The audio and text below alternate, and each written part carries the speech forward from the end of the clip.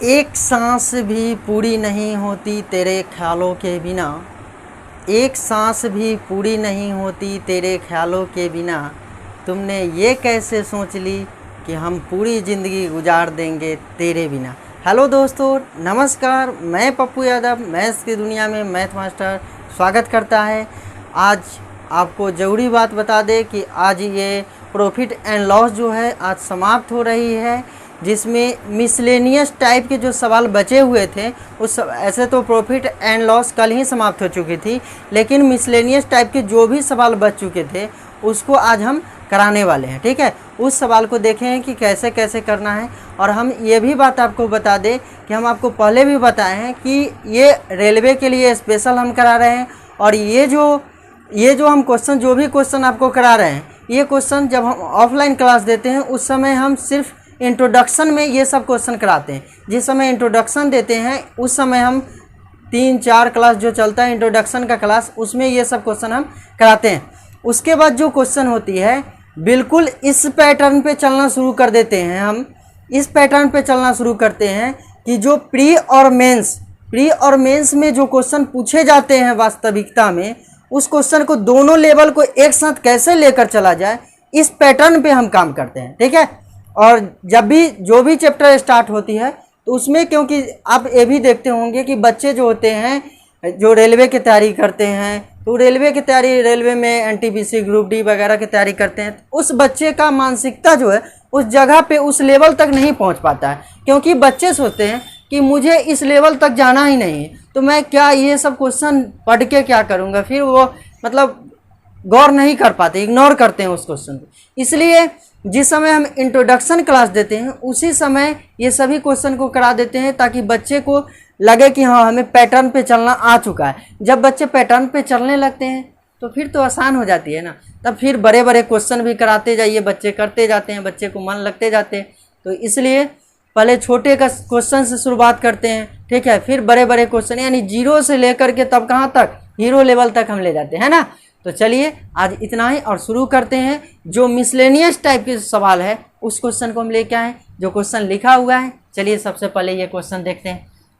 क्या बोल रहा है कि 9 केजी चावल जो है, 9 केजी चावल, 14 केजी चीनी तथा 2 केजी चाय का जो मूल्य है वो 4 केजी चीनी, 1.5 केजी चाय और 5 केजी कॉफ़ी के मूल्य के बराबर है। तो कहता है अगर 2.5 केजी चावल का मूल्य 12.5 रुपया है, 2.5 केजी चावल का मूल्य कितना है, 12.5 रुपया, तो कहता है कि 11 केजी कॉफ़ी का मूल्य बताइए कि क्या होगा। 11 केजी कौन सी का मूल्य पूछा है, कॉफ़ी का मूल्य। तो देखिए सबसे पहले कहा है 9 केजी, 14 केजी और 2 केजी चाय का जो मूल्य है वो 4 केजी चीनी के बराबर। यानी कहने के मतलब ये है कि 9 केजी जो चावल है, 9 केजी जो चावल का मूल्य जो है वो किसके बराबर है, तो 4 केजी चीनी के बराबर है ना, 4 केजी चीनी के बराबर। फिर बोला है 14 केजी, क्या बोला है, 14 केजी, 14 केजी जो चीनी है वो 1.5 केजी चाय के बराबर है। कितने केजी चाय के बराबर है, 1.5 केजी चाय के बराबर। 2 केजी जो चाय है, 2 केजी जो चाय है, ये चाय हो गया और ये हो गया चीनी।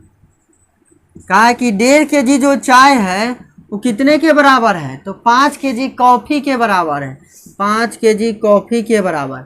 अब बोला है कि 2.5 केजी चावल का जो मूल्य है, 2.5 केजी चावल का जो मूल्य है 12.5 रुपया।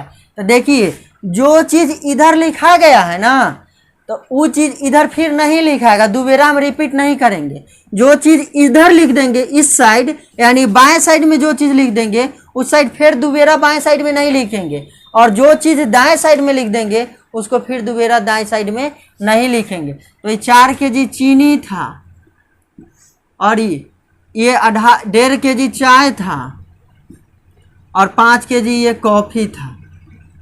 ठीक है, तो देखिएगा इधर तो चावल है ना, चावल है कि नहीं है, तो बताइए। कह रहा है कि 2.5 केजी चावल का मूल्य 12.5 रुपया है, तो चावल इधर लिखे हुए हैं, तो फिर दोबारा लिखेंगे नहीं लिखेंगे, तो नहीं लिखेंगे तो किसको लिखेंगे, 2.5 kg चावल, यानी 2.5 kg चावल इधर लिखेंगे।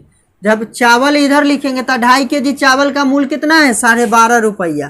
तो इधर लिखना पड़ेगा 12.5 रुपया, समझे? तो अब बताइएगा अब क्या कहता है। देखिए बाबू, जो चीज़ इधर लिखिएगा ना, वो चीज़ इधर, जो चीज़ इधर लिखा गया तो वो चीज़ के इधर लिख सकते हैं, लेकिन इधर नहीं, ठीक है।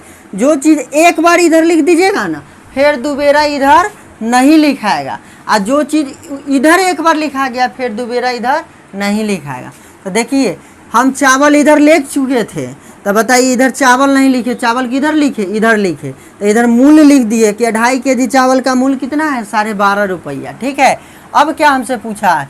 कहा 11 किलो कॉफ़ी का मूल्य बताइए कि क्या होगा। किसका मूल्य पूछा? 11 किलो कॉफ़ी का मूल्य। तो बताइए कॉफ़ी का मूल्य, तो कॉफ़ी इधर लिखा हुआ है, बाकी इधर है कॉफ़ी? नहीं है। तो इधर लिख देते 11 kg कॉफ़ी, है ना। तो बताइए 11 kg कॉफ़ी का मूल्य हम कहे कि 1 रुपया माने। क्या मान लिए? कि 1 रुपया है, माना। कोई दिक्कत है? कोई दिक्कत नहीं।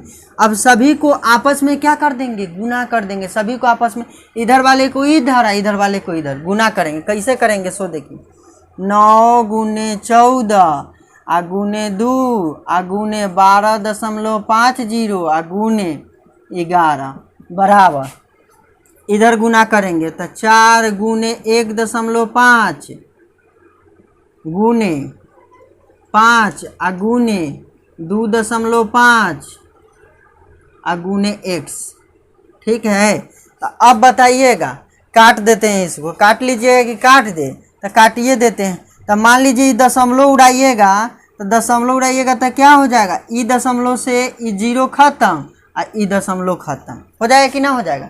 हो जाएगा। आए बताइए, नहीं तो ये 0 छोड़ दीजिए और ई दशमलव उड़ाइएगा तो एहो दशमलव खत्म, एहो दशमलव खत्म, दोनों में के दशमलव क्या हो गया? खत्म हो गया। अब बताइए इसको हम काटते हैं, कैसे काटेंगे? तो बताइए 5 से कटने वाला है, 50 25 25, देखिए 25 से 5 में गुना कीजिएगा ना तो 125, तो 125 से ही कट जाएगा 10 बार में, कटेगा कि नहीं? कट जाएगा। अब बताइएगा, अब हमको लगता है कि 2 से ही कटिए जाएगा। देखिएगा 2 से ही कटेगा 2 बार में, कै बार में? 2 बार में कटेगा। अब 2 से ये भी कटेगा 5 बार में कटेगा, अब 5 से ई कटेगा 3 बार में, ठीक है। और 3 से इसको काट दीजिए, 3 बार में कट जाएगा। अब बच गया, इधर कुछ बचा हुआ है? नहीं ना, इधर कुछ बचा नहीं, बचा। तो की बचल है? x। आ इधर क्या बचा? 14 और 3, यही ना बचल है, आ 11। तो बताइए हम यहाँ से किसका मान? x के मान निकाल देते हैं। यहाँ से लिखिए, इसलिए x बराबर क्या क्या बचा है? 3 गुने क्या बचा? 14 आ गुने कितना? 11, यही ना बचल है। तो बताइएगा 14 आ गुने 11, तो 14 तिया कितना होता है? 42 गुने कितना? 11, 11 दूना 22, 11 दूना 22, हासिल क्या है? 2, 11 चौक 44 और 2 कितना होगा बाबू? 46, मतलब इतना रुपया। तो बताइए x का वैल्यू कितना आ गया? 462 रुपया। इसका मतलब यह है कि 11 kg कॉफ़ी का मूल्य कितना हो गया? 462 रुपया। कोई दिक्कत है? कोई दिक्कत नहीं, समझ में आया ना? ठीक है, इसको लिखिए। नेक्स्ट क्वेश्चन अब हम देखते हैं। चलिए देखते हैं नेक्स्ट क्वेश्चन। कहता है कि रिंकी एक टीवी 4000 रुपये में खरीदती है। रिंकी जो है एक टीवी 4000 रुपये में खरीदती है। वह टीवी की कीमत का 10% एंटीना और स्टेबलाइजर खरीदने पर खर्च कर देती है। वह टीवी, रिंकी जो है, जानते हैं ये कहाँ से क्वेश्चन है? पहले के युग में जो क्वेश्चन पूछता था ना, पहले के युग के टीवी आता है क्या? टीवी जो है पहले के युग में ऐसे चलता था। इतना डिश उस जब भी आ गया, अभी ना डिश आ गया, पहले इस डिश की व्यवस्था था। तो बताइए पहले कौन चीज़ खरीदा था? एंटीना खरीदा था, है ना। एंटीना लोग खरीदता था, स्टेबलाइजर खरीदता था, उसके बाद टीवी चालू करता था। एंटीना जा के हिलाना, हम सब लड़का में एंटीना इधर उधर हिलाते थे, तब जाके सीरियल चलता था, है ना, शक्तिमान ये सब, है ना। तो वही बात है। तो बताइए वही कह रहा है कि टीवी तो खरीद के ले आया 4000 में, और टीवी के 10% एंटीना लगाने में खर्च कर दिया। टीवी जितना में खरीदा ना, उसका 10% एंटीना लगाने में खर्च कर दिया, और फिर टीवी जितना में खरीदा उसका 15% स्टेबलाइजर लाने में खर्च कर दिया। तो सब मिला करके तब कहता है कि उतना खर्च कर दिया ना, तब बताइए कि अब टीवी की कीमत कितना होगा। तब कहता है कि अब जब खर्च कर दिया तो टोटल खर्च ना जोड़ेगा कि भाई कितना हमको टीवी की कीमत पड़ गया, तो मालूम चला कि इतना पड़ गया है ना। तब कहता है कि अब उस टीवी को कितना में बेच दे कि हमको 12.5% का क्या हो जाए, लाभ हो जाए, प्रॉफिट हो जाए। तो देखिए सीखिए यहाँ से, ये टीवी है, क्या है, टीवी है। ये हो गया एंटीना और इधर हो गया स्टेपलाइजर, समझे। तो टीवी तक खरीदा 4,000 रुपया में, मान लीजिए 4,000 में खरीदा है ना। अब कहता है कि इसका जितना में खरीदा है ना टीवी, उसका 10% स्टेपलाइजर पर खर्च किया, 10% कौन सी पर, एंटीना पर खर्च किया, तो इसका 10% एंटीना पर। फिर कहता है टीवी जितना में खरीदा है ना उसका कितना प्रतिशत, टीवी जितना में खरीदा है स्टेपलाइजर खरीदने पर 15%, यहाँ 15% व्यय करता है, 15% व्यय करती है, ठीक है। तो बताइए ये 15% खर्च कर देता है। तो बताइए अब जो है, अब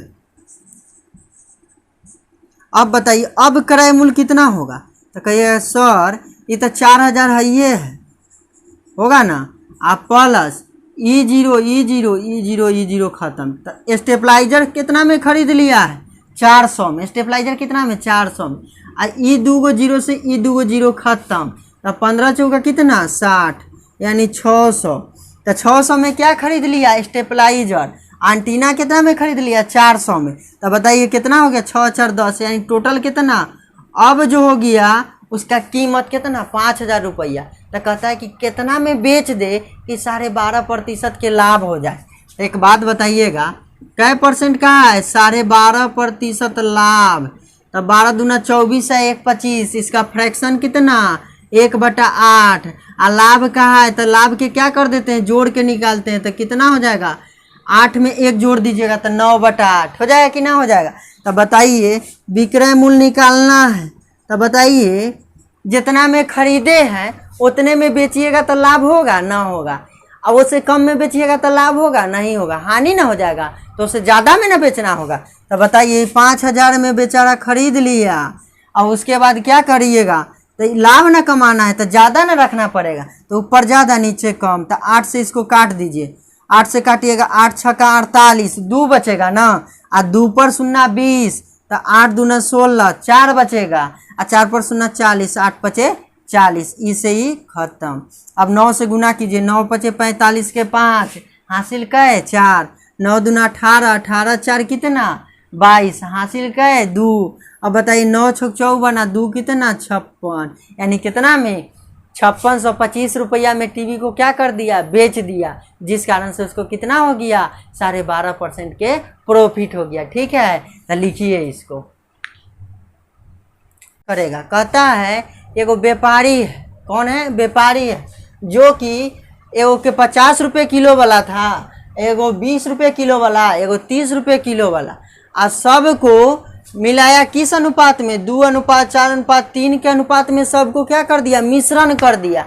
और जब मिश्रण कर दिया ना, तब कहता है कि सबको 33 रुपये किलो भाई बेच दीजिए। मिश्रण करके कैसे बेच दिया, 33 रुपये किलो बेच दिया। तो कहता है कि बताइए कि वस्तु का लाभ प्रतिशत जो है वो कितना होगा। अब बताइए कि क्या पूछा है, लाभ प्रतिशत। तो देखिएगा एगो 50 रुपये किलो वाला है, 50 रुपये प्रति केजी वाला है, एगो है 20 रुपये प्रति केजी, 20 रुपये प्रति केजी, और एक है 30 रुपये प्रति केजी, समझे। तो देखिएगा इसको कैसे मिला रहा है, कह रहा है कि 2:3:4 के अनुपात में मिलाता है। तो यहाँ से हम टोटल SCP निकाल लेते हैं कि टोटल क्रय मूल्य कितना में खरीदा था।